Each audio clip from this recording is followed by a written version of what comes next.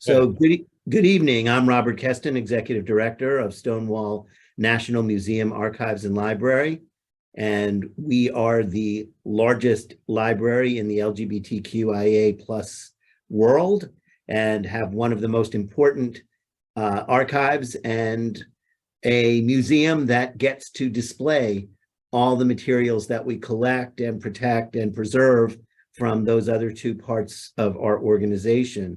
We just finished a month-long series for Women's History Month, and we are getting ready for our installations that have to do with Pride in this year. Because of everything that's going on both here in Florida and around the world, we are looking at Pride going from being allies to friends to family, because your family you're stuck with no matter what, and we're hoping that everyone, no matter where they are on the spectrum, will come out for Pride this year, because although right now we have only some of the letters of the alphabet, we're hoping that within the next few years we'll have all 26 of them to match all the colors in the rainbow flag.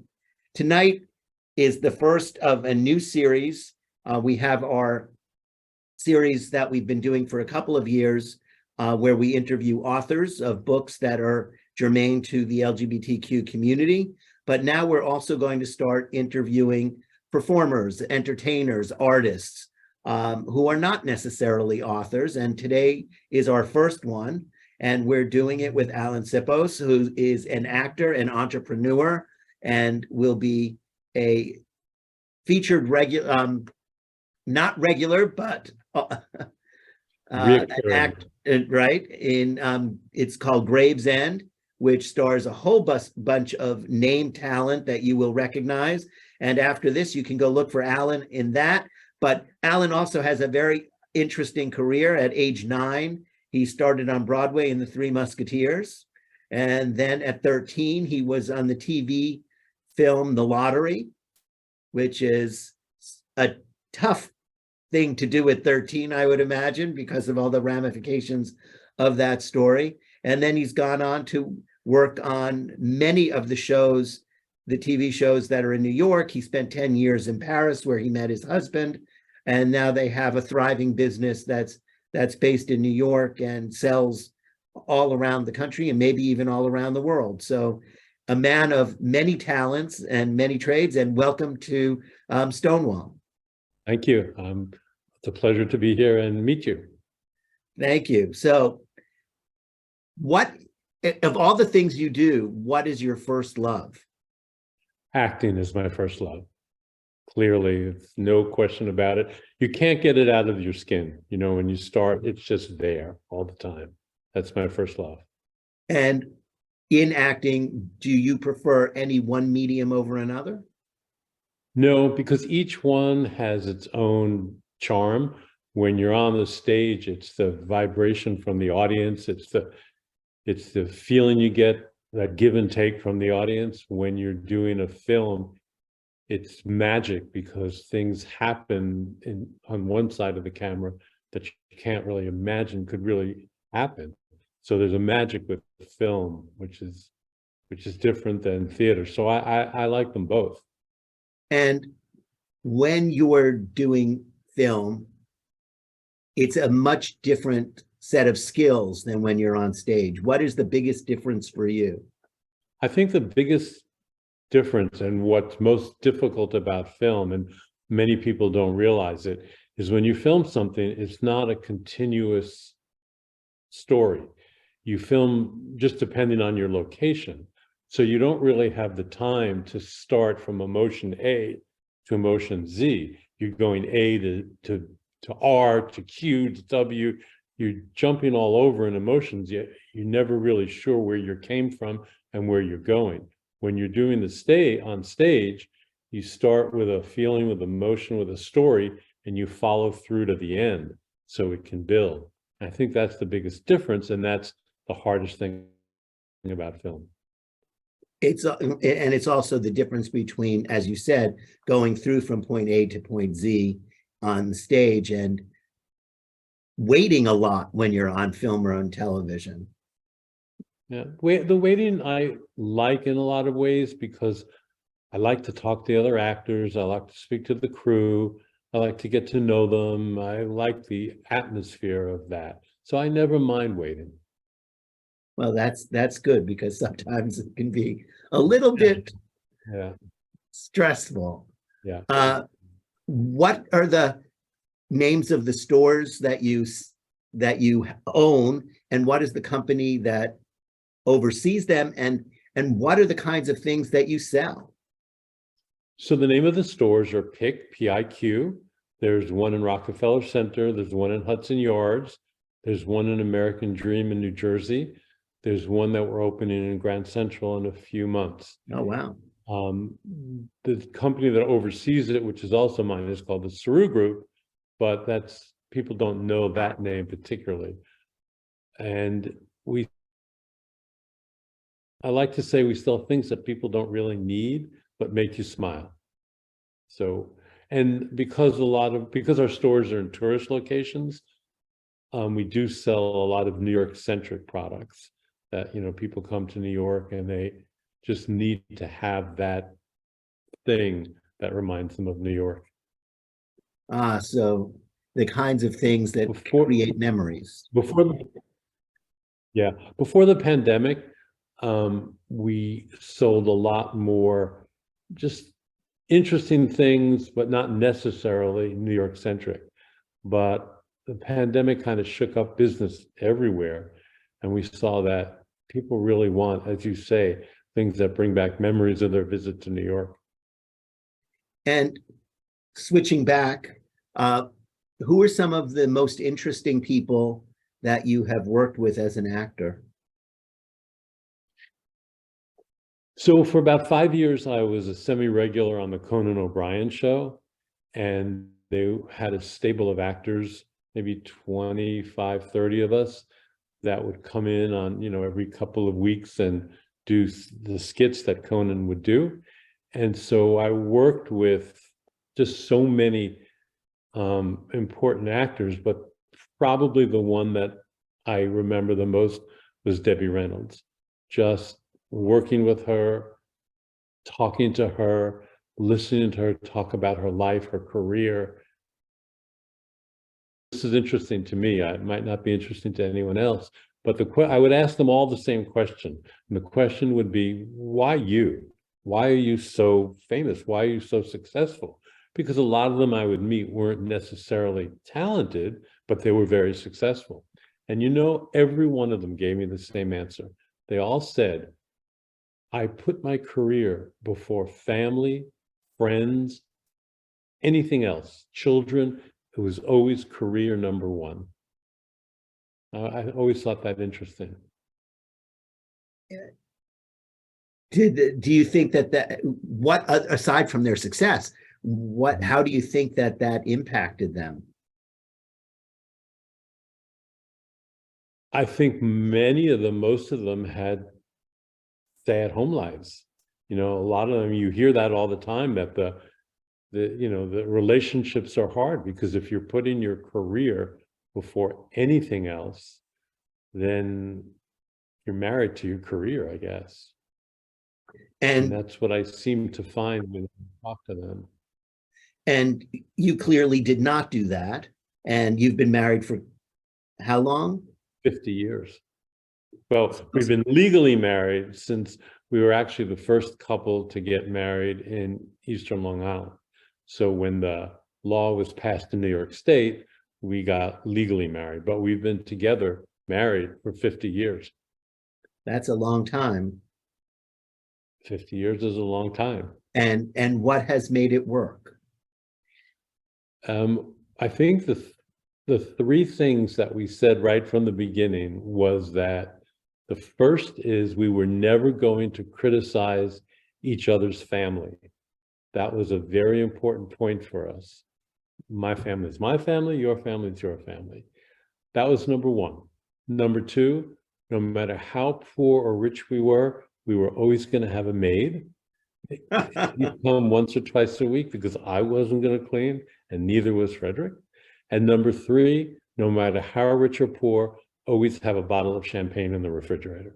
Those are our three keys. And it's worked for 50 years. 20 years. So that's pretty successful. Uh, is Frederick a partner in your business? He is. He is. Yeah. And So we work together and live together. And the acting world is my world, completely different. and does he have anything to do with that world, even None. peripherally? None. He will, if I have an opening or if I have a movie that I'm in or a show I'm doing, of course he'll come, but he has nothing to do with that world. And in that, you get to meet a lot of, potentially anyway, a lot of fascinating people.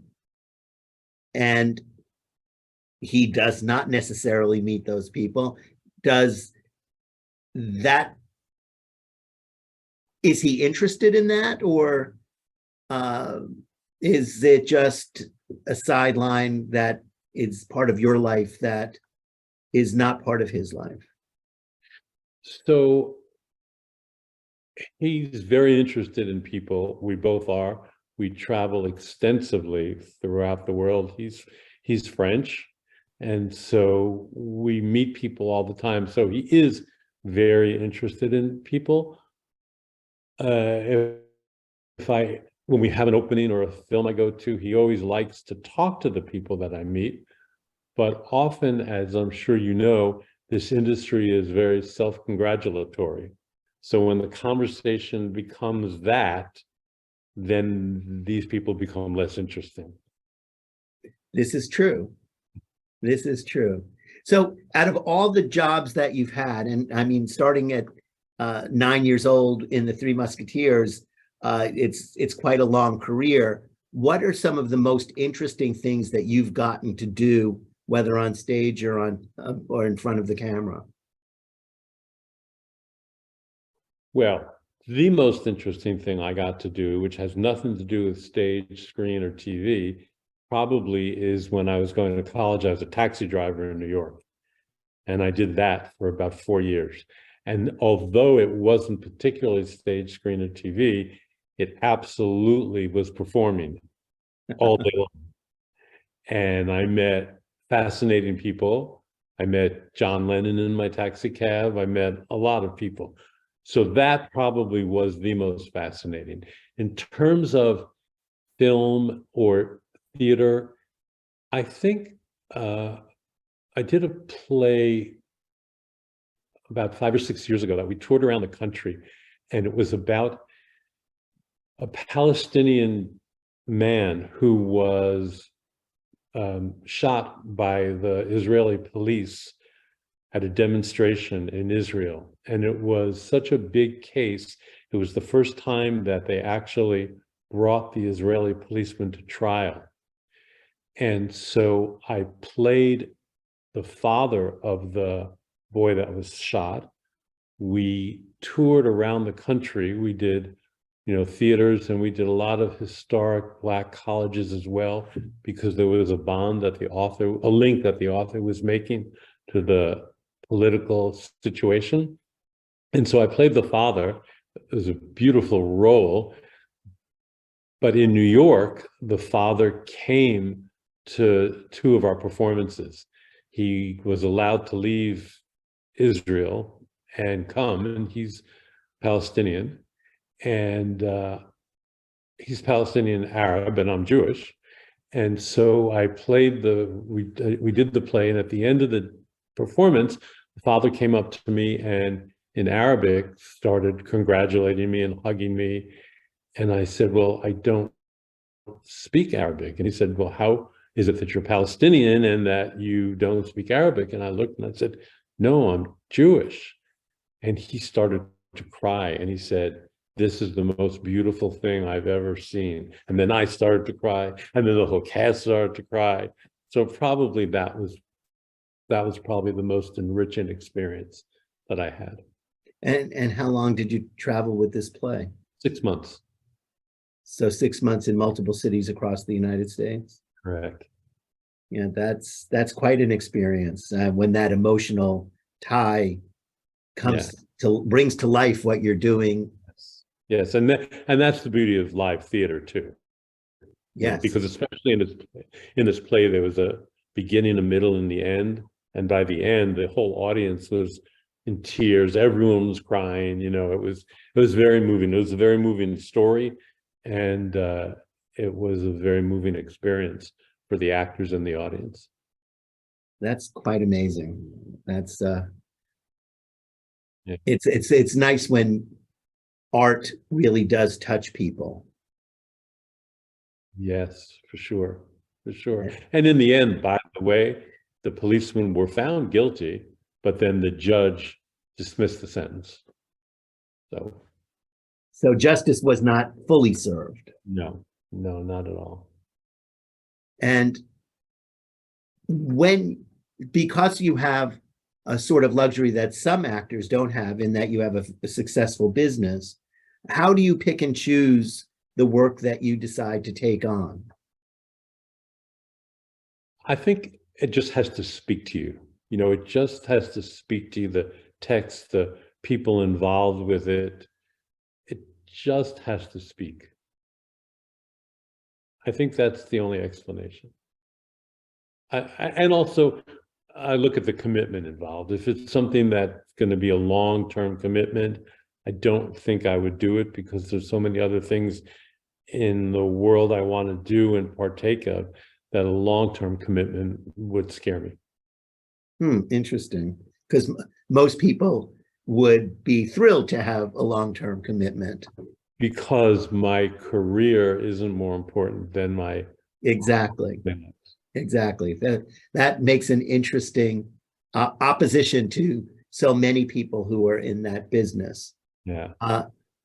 When you started many years ago, and obviously not so much when you were 9 or 13, you didn't think about your sexual orientation as a positive or a negative in getting jobs. But at some point in a career that has stretched more than 50 years, considering the atmosphere of this country at those times, was that ever a concern that people would know that you were gay and that it might have a negative impact on you getting jobs? So I've always been very out with my homosexuality. My banker knew, whenever we hired employees, we would always say to them right from the outset, by the way, we're a couple. If you have a problem with that, you might not want to be working for us. We went to all the marches in Washington 30, 40 years ago. But in the world of entertainment and theater, I've never particularly talked about it. And I won't lie about it, but it's not part of, although it is a major part of who I am, I've never been outspoken about it in that industry. And interestingly enough for me, and you probably know a lot more about this than I do, but Hollywood has kind of always protected that, even during the days of Hedda Hopper and Luella Parsons. Everyone knew who was gay and who wasn't, but Hollywood didn't really out people. And I think it's because even today, it's really hard to think of actors and actresses who are outwardly gay that can do a variety of roles. The ones that have, the very few that have actually come out, basically have been typecast. And that's what we're fighting against, I think, this in our world now, is that you don't want to be typecast. But I think it's hard to think of an actor who is gay and the world knows, who isn't typecast. So Alan Cummings might be an exception. Well, he's typecast, I mean, you don't see him really play male romantic leads, right? Neil Patrick. Maybe not male romantic leads, but he played the fixer in The Good Wife. Yeah. And he had a daughter, and yeah. And That's true. He's a good example. He is a good example. But I think that you're right. I think that generally, even even when Harvey Fierstein played Fiddler, Mm, Tevye, everybody knows. that's right. Yeah. I mean, Neil Patrick Harris tries to do it, but the more we go down this path, the more out he is. I mean, he's married, he has a child, and so I think his straight roles are less and less. So I guess the long answer to your question is that's never been part of my acting world, although I'm clearly not ashamed, nor do I hide it. I love my gayness. Have you ever played a gay character? Yes, absolutely. I just did a film that's on Amazon Prime right now, which is a film I like and love doing it. And I do play a gay father in that film. And what's the name of the film? The film is called That Cold, Dead Look in Your Eyes. And that's the one that you've gotten a number of awards for around the world. Yes, I have. Happy with that, proud of it. I would think so. Tell us where some of the awards that you've received for that particular role. So I won Best Actor Award at the Mumbai Film Festival. I won Best Actor Award at the Seattle Film Festival. I won Best Actor Award at the Rome Film Festival. I think there are 8 festivals that I won Best Actor for. The film also won Best Film at a number of these festivals as well. And now it's on Amazon. It's on Amazon Prime, yeah. So that's pretty impressive, that leading role, playing a gay father and being rewarded for doing outstanding work. I mean, it doesn't get better than that, I would imagine. And I get to speak French in it because the film is in French. So it's on Amazon. Is it dubbed? It's subtitled. Subtitled. Interesting. Very and interesting. Filmed in New York. A film in French, filmed in New York. Interesting. And can you tell us a little bit about it without giving away the... Sure. It's about a man who's turning 40, not me, a man who's turning 40 who everything in his life is going wrong. And probably the worst part of his life is he's breaking up with his girlfriend, who's my daughter. And in order to live from day to day, he gets involved in my life, which is not particularly to his liking. Interesting. So there's a lot of conflict. Yes, there's a lot of conflict. And the director, Oner Tukel, is pretty well known in the indie world. He's a very prolific director and writer, very talented, and pretty well known in the independent cinema world. What are some of the projects you're working on now? So I'm working on a mockumentary about making the movie franchise Scream into a musical. So it's not a musical, but it's a mockumentary about a group of frustrated actors who are making it into a musical. And that's pretty funny. We're doing that. It's going to be ready in about probably a month or two. It's going to get a lot of play because the Scream franchise is very popular. So when we talk about it with people, there's huge interest in that. I'm also working on a film. There's the oldest continual owned movie studio in America is called Troma, and they produced a film called Toxic Avenger. And so they did a crazy film 2 or 3 years ago called Shakespeare's Shitstorm, which won a number of awards. I was in that film, and now we just finished another film that I'm in called Bring on the Damned. And has that not been released yet, or? No, that hasn't been released yet. So you have a couple of things in the can that are ready to go or close to ready to go? Correct. And then Correct. you've got the TV series, Yes. Gravesend. Yeah. Which that's going to come out the end of May. Season 2. There was already season 1, and now season 2 is coming out the end of May. And how many episodes? I don't know that. I know that I'm in the second episode, and I think they shot 8 or 9 episodes, and now they're waiting to do the third season. So it's already been picked up. I don't know the answer to that. It Okay. might be, and I don't know the answer to that. So in the LGBTQ world, what are some of the organizations or things that you have gotten involved in that you think is important? Because this is a relatively troubled time here in the United States and certainly around the world. And it's hard to imagine that it's not going to get worse before November of 2024, since attacking LGBTQ people seems to be a way for certain political characters to increase their support within those elements. So are there things that you said you were at the marches? Are there other things that you've done, or are there other things that you support that you're interested in? Well, because I'm in the acting world,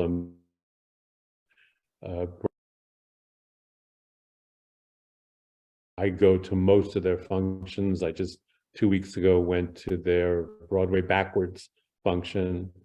I give money to them, and I try to support them as much as I can. Other groups I'm a member of, I don't remember the initials for it, but it's the Gay Businessmen's National Association. So I'm a member of that. Out here where I live, I go to Pride Fest and do what I can.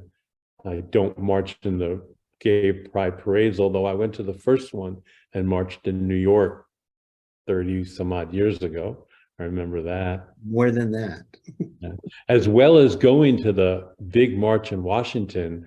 Again, that must have been a good 30 years ago. And I remember a friend of mine at the time was one of the original founders of the Mattachine Society. And I remember walking with him. He was just crying hysterically because he was like, to think that all this started with me and a couple of other people in their basements calling each other Mary, to now this like huge march on Washington. It was so exciting, and it was the beginning of that era, of an era that has been good, except what's happening right now, Yeah, it's always had its ups and downs. We get complacent when things go well and believe that they will stay going well. Yeah. And then an Anita Bryant pops up or a Jerry Falwell pops up. But the resiliency of the community is what's so impressive, is that we always seem to come back stronger than the time before. Well, I think it's really important now. As I mentioned, my husband's French, and there's a lot of things going on in France, and a lot of striking and people taking to the streets. And although some of that becomes not only frustrating but annoying, it's also admirable that they're actually getting out and saying how they feel.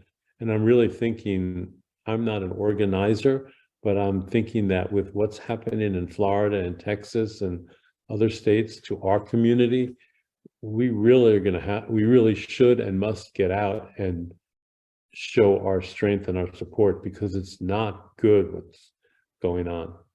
Right, and I agree that unless you're truly visible in that sense of being on the street, nobody knows your strength. And if nobody knows your strength, they continue to oppress. Yeah, I totally agree with that.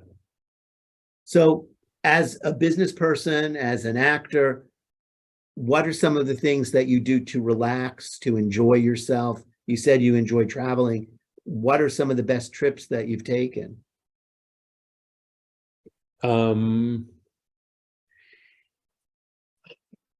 I love to travel, and I travel a lot.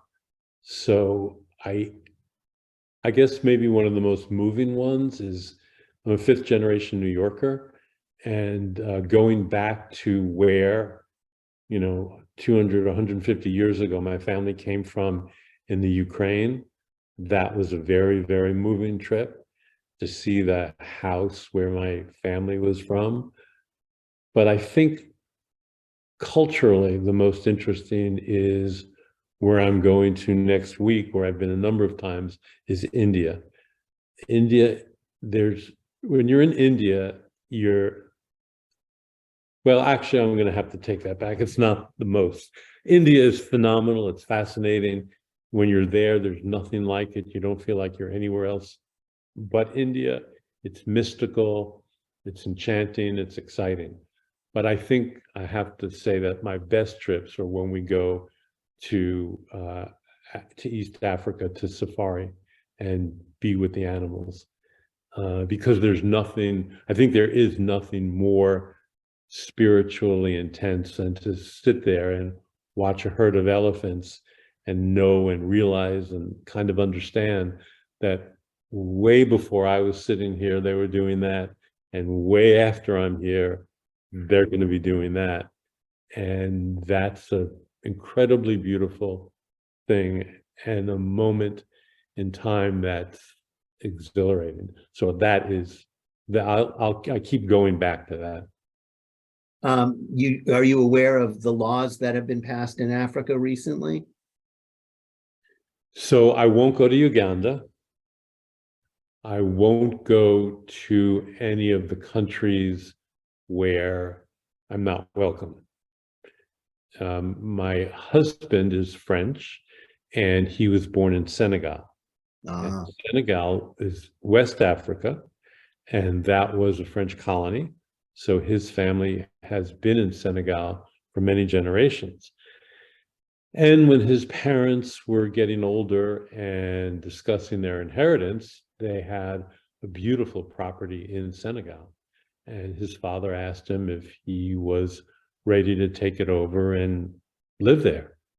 And after not a lot of thought, he knew what he had to do. And he said, no, I can't take this property. I can't because I could be arrested for who I am. So we will go with care, but it's not a place that we would live. And so and our nephew just got married in Nigeria, and he wants us to come back and see him, and we won't go. Yeah, it's hard though. dangerous. I'll tell you, it's hard because our good friends live in Fort Lauderdale, and I was having this conversation last night with some friends they said it was a bunch of gay men, and they were all saying, I'm not going to Florida. I'm just not going to step foot in Florida with what's happening. I'm like, well, wait a minute. How do I not go and visit my friends in Fort Lauderdale who's suffering? But how am I making a statement? So I'm not sure, going to Uganda would just be a stupid thing because there I could just get arrested and go to jail. I'm not going to or executed. That's right. I'm not going to get arrested in Fort Lauderdale, but there's the statement you're making, Right. And I think that with the situation in Florida, it's certainly different than the situation in Africa, where they're actually passing laws to put people in prison or execution, like in Iran, Uganda, and more push for that legislation in Kenya. Certainly, there are people in the United States that talk about it, but it's still unlikely that legislation like that will get passed in the immediate present or future. But I think that there are two parts of that coin with Florida and Texas and maybe even Tennessee and the like, and that is that the more people who, so much of the decision making is based on economics. And if the economics in the United States is such that you can't oppress a certain group because the money is too big, or the visibility is too great, that you can have an impact still in the United States that you can't have in dictatorships in some of these other countries. I agree. I agree. So I'm hoping that you'll come to Fort Lauderdale and that you'll visit us here at Stonewall, because we would love the opportunity to entertain you here, show you the museum, show you the archives, and maybe you will even donate something for the archives, because clearly you've had a very interesting life, and it is important for us to tell everybody's story. And you and your husband clearly have a story that's worth telling, because as we create that fabric of history, everybody's thread is there. And when, even though some people are trying to remove threads, that means that fabric is not whole. It means that history is no longer true. So I hope that you will share something with us so that you will be a part of that history that we're collecting, preserving, and putting out there so that everybody can hear at least a little bit of everybody's story. I would love to do that. I would love that. We would greatly appreciate it, and we would love you to come in and see our exhibits. And if you're interested, become a part of the Stonewall family. Here, this is being recorded and will be part of the archive. So this will be a part of the archive. So that's why I'm glad that you shared about going to the marches on Washington, it being engaged in pride in the community that you live in on the island, doing those kinds of things, Equity Fights AIDS, Broadway Cares. Those things are so important. And it's important to engage the other people in such visible fields, because they, whether it's right or wrong, they carry a lot of weight with the public because of their visibility. And the more you give, the more it encourages other people to participate and be involved. Yeah. And that helps everybody. Which is why we were always, from the beginning of our business, always very open with our employees, our vendors, everyone we knew about the fact that we were gay and we were together. That was very important to us, not to hide that. Yes, and I think that you ultimately make a huge difference, because the more people who are out, the more people grow comfortable with people who are different than them, or the more comfortable they are to admit who they are.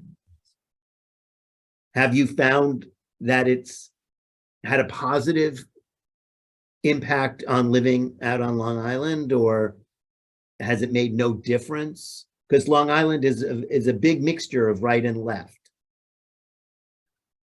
I would say it's made no difference. I would say it's made no difference. You know, I've lived this gay life for so many years. I've been married for so many years. Well, I guess the only difference is now we are very clear when we say this is my husband, and you'll see people's reaction. But I would say most people react in a positive way. I don't really see negative reactions. And when we were younger, we actually had a cafe in Fire Island Pines, and we did that for a bit. And there it was a gay ghetto at a time when you needed to get away from the rest of the world, because you needed to find people like you and not be embarrassed about walking hand in hand. But now New York is not like the rest of America. So on Eastern Long Island, everything is pretty open and liberal. So I don't think there's a whole lot of difference here. It's very comfortable to be gay and live here. So you've got the best of both worlds. I think so. That's not bad. That's not bad. So you're going back to India. How open are you in India?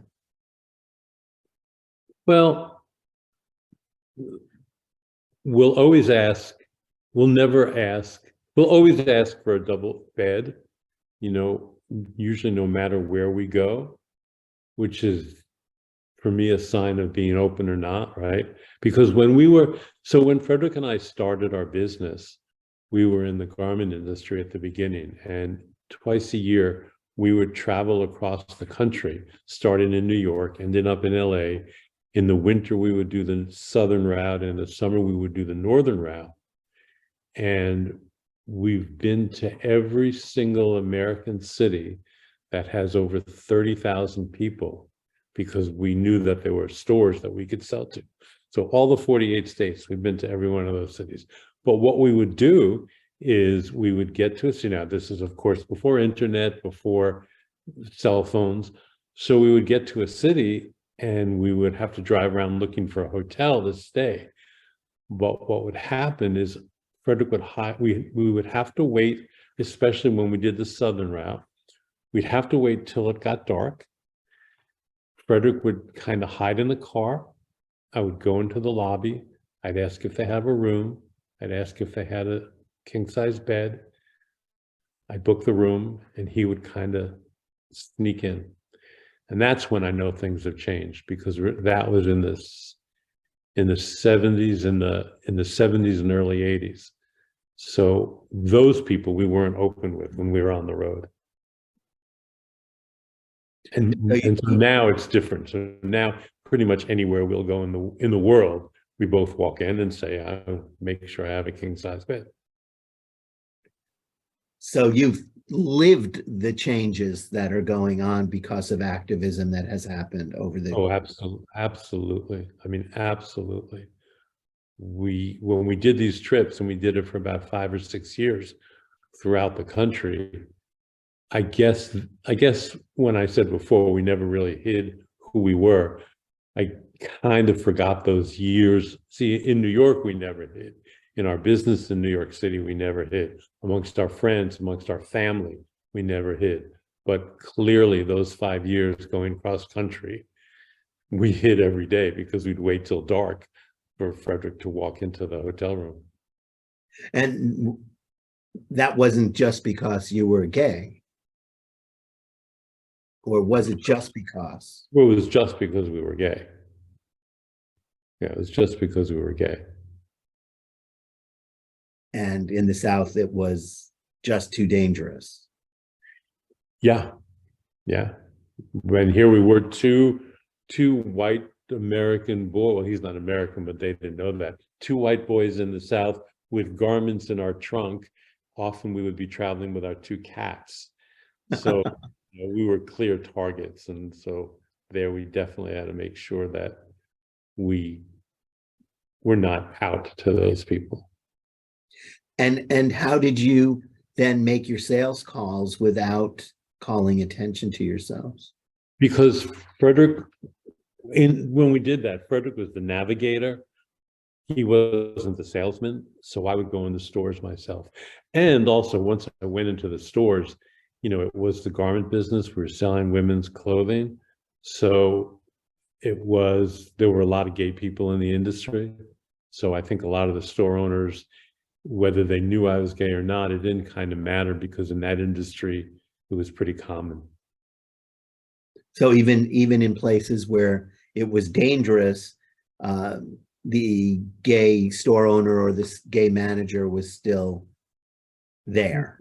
Well, also, even if they weren't gay, if you had a store in Nashville, and if it was a women's clothing store, you had to go to market. So you'd go to market in Atlanta, or you'd go to New York. And chances are the salespeople that you saw in New York or Atlanta could have been gay. So they were used to seeing that. Now, in their small town, well, Nashville's not a small town, but we went to small towns. In their small town, not, but they would, because of the industry, they'd have to go to a major market, Dallas or Atlanta or New York. So they would meet gay people pretty often. But then, yeah, in those days, we absolutely had to hide it. And what was if there was a single event that changed that 5-year period to whatever has happened subsequently? Was there something that happened that made you feel that you could be safe, that you could be comfortable?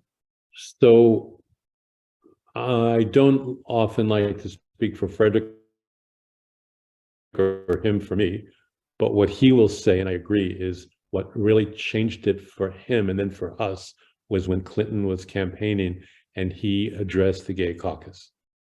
I think that was a momentous moment in our culture.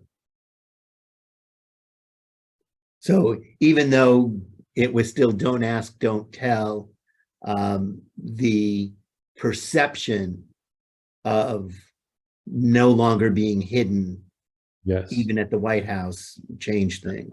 Yeah, I think so. I think that was a big thing. I think that was big. Interesting.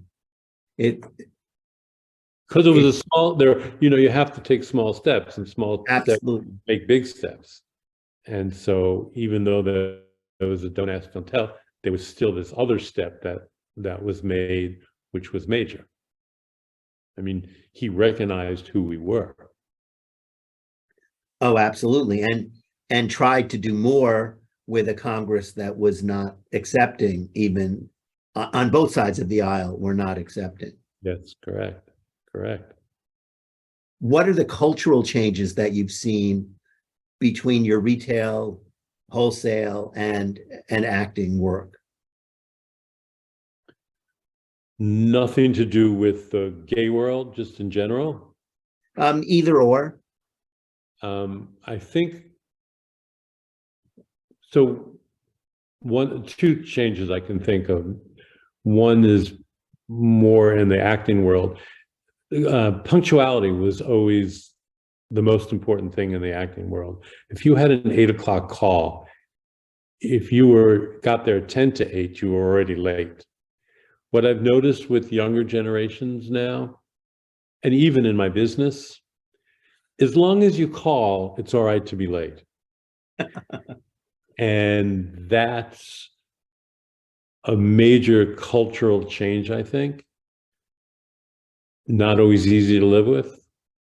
And the other thing in my business, which, well, there's a lot in the business, but what I remarked recently, before Trump, people would come into our stores, and if there was any merchandise that had the word fuck in it or shit in it, the parents would often come to the register and complain. And we would get 2 or 3 or 4 complaints a day from people about that. So we would try and isolate the products to different sides, or we had to be very sensitive to it. And in some of our stores, we couldn't have it at all. We had a store in Orlando, and Universal Studios flatly said you couldn't have any merchandise that has curse words. Trump came into office, and now no one says a word. People don't comment at all about it. Parents don't say anything.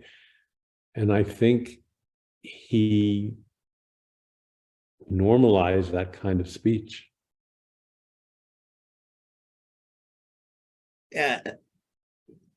Huh. So even though many of his followers would complain about that, the general public no longer says anything. The president of the United States used that language, and so it became okay. I'm not saying it is or it's not, but it normalized that language. And I see that as a huge cultural shift for us. You know, in the gay world, of course, what's fabulous is now, although as employers, it's very hard because we can't ask people's past or history. So as an employer, sometimes that's hard, but it's also great that your sexual preference doesn't matter. It's not important. It means nothing. And that's a huge change in the workplace too, because 10 years ago, there was so much more discrimination in the hiring process. Now I don't really believe there is. There, at least not obviously. Yeah, and also what's wonderful but difficult at the same time, I didn't grow up with that. So when I have an employee that comes in one day dressed in a dress, and then the next day is clearly dressed masculine, I'm not always sure how to address that, or do I call you a he or a she? I have issues with that, not moral issues. It's just I'm confused. And so what I find works for me all the time is I just tell them that. And I just say, I'm not 30 years old and I don't really always understand. So just help me. And it's refreshing because they like that. They feel good about it. And I do too. And it helps me to understand how this new generation thinks and reacts to that. And do you think that's a positive thing for the nation going forward? Oh, yes. Yeah. Yeah. It's all small steps, And I don't live in the South. Well, here you can't say it. Yeah, You can't make people feel uncomfortable. That's against the law. Yeah, that's right. That's right. So what are some of the things that you would hope to accomplish in the next 5 years with all the accomplishments that you've had, with all the great work that you've gotten to do, with all the traveling that you've been able to do? What are the things that are left on your bucket list? Well, I'm a self-absorbed, egocentrical actor who dreams of winning an Academy Award. So I can't lie and say that's not a fantasy, right? Whether it's attainable or not, I don't know. It's a rather mundane wish in a way on my bucket list, but that would be pretty cool. And now I think I want to, my business is good and I'm really happy that the new generation is running our business. I don't have that much to do with it anymore. That's why I get the chance to do more acting. And so I think I want to continue in that area to make sure the younger people really take over the business. That would give me a good sense of accomplishment to know that we started something and there's life in this business after Frederick and I. Traveling, I've been so many places that there's nowhere that I'm really must go. I'm thinking that I want to get involved with City Meals on Wheels. I'm thinking that I want to give back a little bit more to the community than I have until now. I'm thinking I want to be able to spend as much time with the people that I know and love, my friends, because we are getting older. I think I love the idea of sharing some of our memories and stuff with a museum like yours, because I don't have children and I am an egocentrical person who cares about legacy.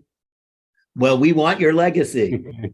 So I guess that would be my answer. That's pretty encompassing. And when you get that Oscar, please leave it to us as well. Okay. We'll treat it nicely. I could leave the awards that I've gotten so far, they're actual physical awards. I'd be more than happy to leave them to you. That would be wonderful, especially since our prerequisite is that it has to do with something LGBTQ, and you played a gay man in that film. So Right. It would work ideally well.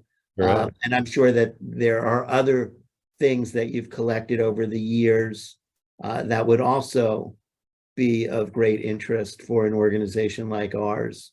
Mm-hmm. Because we do have some celebrity stuff here. Mm-hmm. It's not necessarily always the most important, but it does engender a certain smile from people who get tours of the archive. Yeah, I lost you for a second, but I think I know what you said. I hope so. Mm-hmm. So now that you have this forum right here, right now, is there anything that you would like to say to people? Because this is for posterity. This is going to be literally on our YouTube channel and in the archive as the first interview with an actor, not an author, different day of the week than we normally do it, and the beginning of something that will, I hope, become another regular feature of what we do. So, when you're watching the Academy Awards, or you're watching award shows, and the actor gets up and their acceptance speech is kind of always the same, where they say, if you believe in something, if you really believe in yourself, fight all the odds, stand up and do it, and fight for your dream. And you sit there and you think, my God, if I hear this again, I'm going to go and vomit. It's so repetitive. But you know what? It's true. And as you get older, you learn that more and more, that we only have one life and it goes very fast. And you really have to do what you believe, as long as it's morally correct. And you have to live your life that way, because you don't have another life. And whether you're straight or gay, and we're addressing the gay world, we really have to be proud of who we are and what we accomplished and where we're going. And we have to stand up and be counted. We really do have to stand up and be counted. So I'm sorry to be trite, but you gotta follow your dream, and you gotta stand up and be counted. And if we were to put something together down here, or be part of something that's down here, calling attention to the plight of what's happening to people within our community, would you consider coming down and joining us in doing something? Absolutely. Absolutely. I would love that.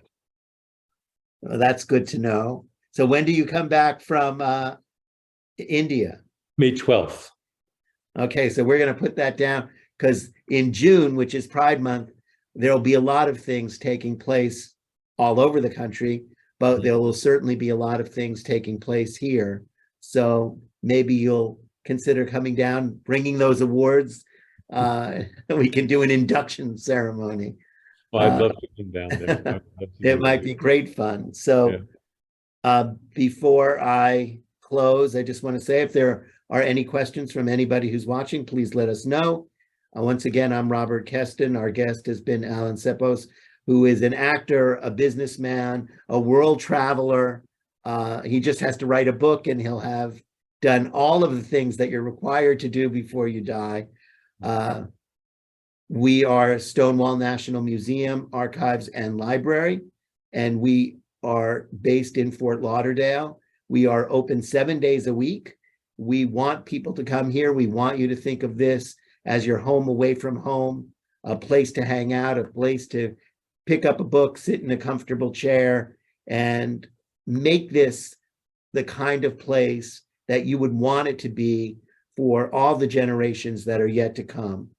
We need to create the environments that make our community know that they are welcome, that they are safe, and that there is a bright and healthy future. And with people like Alan speaking out and others, it probably will happen, that the world will continue to get better, even with these hiccups along the way that make us question what is in our future.